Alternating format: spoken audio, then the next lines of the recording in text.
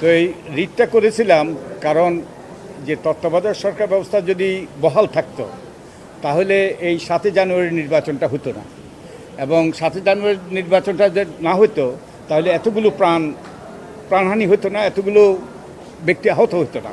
এই যে আমাদের যে বিয়োগান্তক ঘটনা ঘটেছে এই যে গত কয়েক সপ্তাহে, এগুলো সম্পূর্ণ এড়ানো যেত। আর তত্ত্বাবধায়ক সরকার এই পঞ্চদশ সংশোধনী পাশ করা হয়েছে সম্পূর্ণ স্বেচ্ছাচারিতার ভিত্তিতে এবং মিথ্যাচার, জালিয়াতির মাধ্যমে।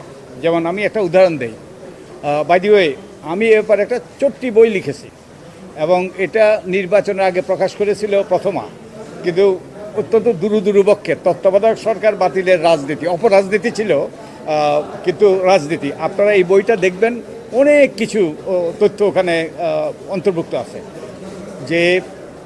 যেমন যে খায়রুল হকের নেতৃত্বে সুপ্রিম কোর্টের আপিল বিভাগ 10ই মে 2011 তারিখে 10ই মে 2011 তারিখে একটা শর্ট অর্ডার, 3-4 বাক্যের একটা শর্ট অর্ডার দিয়েছেন। ওখানে বলেছেন যে আগামী, শরীফ সাহেব যেটা বললেন, আগামী 2 নির্বাচনের পরে 10ম এবং একাদশ এবং দ্বাদশ নির্বাচনের পরে তত্ত্বাবধায়ক সরকার ব্যবস্থা বাতিল হবে, প্রসপেক্টিভলি ডিক্লেয়ার্ড আনকনস্টিটিউশনাল। এবং যদি সংসদ চায় তাহলে ওই বিচারপতিদের রাখার যে বিধান সেটা সংশোধন করতে পারে। শুধুমাত্র বিচারপতিদেরকে তত্ত্বাবধায়ক সরকারের প্রধান হওয়ার যে বিধানটা, ওটা সংসদ চাইলে ওটা করতে পারে, সংশোধন করতে পারে। কিন্তু যেটা বলা হয়েছে আমাদের সাবেক প্রধানমন্ত্রীর পক্ষ থেকে, সাবেক প্রধানমন্ত্রী বলেছে আমি তত্ত্বাবধায়ক সরকার ব্যবস্থা বাতিল করি নাই, আদালত করেছে। আদালত বলেছে যে পরবর্তী নির্বাচন যদি তত্ত্বাবধায়ক সরকারের অধীনে হইতে হয় সংসদের অনুমোদন লাগবে।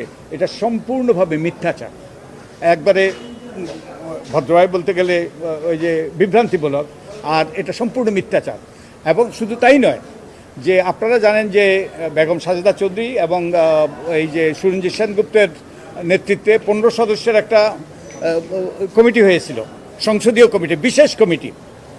এই বিশেষ কমিটি সর্বসম্মত, আমার বইতে এগুলো সবগুলো লেখা আছে, একবারে কোট করা আছে, সর্বসম্মতভাবে তারা সুপারিশ করেছিল যে তত্ত্বাবধায়ক সরকার রেখেই যেন সংবিধান সংশোধন করা হয়। শুধু তাই নয়, আমাদের সাবেক প্রধানমন্ত্রী তিনি আওয়ামী লীগের একদল নেতাকে নিয়ে সেই কমিটির সামনে উপস্থিত হয়ে ঠিক একই রকম তিনি সুপারিশ করেছিলেন, 3 মাসের সময়সীমা বেঁধে দিয়ে তত্ত্বাবধায়ক সরকার রেখেই সংবিধান সংশোধন করা।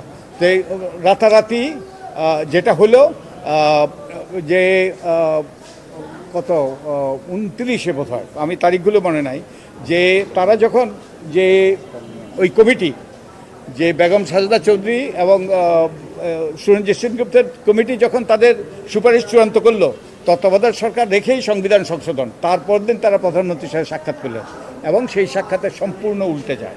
এবং এটাও ওই যে আরেকটা সাংবিধানিক বিধান আমি মনে করি যে সেপারেশন অফ পাওয়ার্স, সংসদে একটা বিশেষ কমিটি, সংসদ হইতে একটা বিশেষ কমিটির সুপারিশ, সেটা সংসদে যাওয়ার কথা প্রধানমন্ত্রী নাকচ করে দিয়েছিলেন। এটা সেপারেশন অফ পাওয়ার্সের ভায়োলেশন।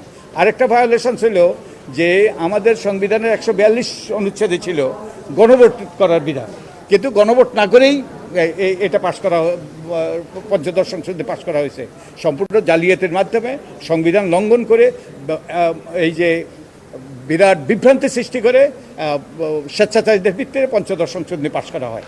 এবং এটা বাতিল হওয়া দরকার, এবং যার ফলে এই রকম যেন আর না হয়। এই যেসব পরবর্তীতে যে এইভাবে যে আইন স্বেচ্ছাচারীদের ভিত্তিতে যেন সংবিধান প্রণয়ন না করা, সংবিধান সংশোধন করা না হয়, এবং যার ফলে যে মর্মান্তিক ঘটনাগুলো ঘটেছে এগুলো যেন পুনরাবৃত্তি হয়। এবং আপনারা জানেন যে আমাদের তত্ত্বাবধায়ক সরকারের অধীনে 4টা নির্বাচন হয়েছে। এই 4টে নির্বাচনে যারা ক্ষমতা ছিল তারা ক্ষমতাচ্যুত হয়েছে, কিন্তু দলীয় সরকারের অধীনে যতগুলো নির্বাচন হয়েছিল যারা ক্ষমতা ছিল তারাই ফিরে এসছে। তো তার মানে এই পঞ্চদশ সংশোধনের মাধ্যমে দলীয় সরকারের অধীনে নির্বাচনের বাধ্যবাধকতা সৃষ্টি করা হয়েছে যাতে ক্ষমতা চিরস্থায়ী হয়। তো এটা যাতে না হয় এই জন্যই আমরা এই মামলাটা করেছি।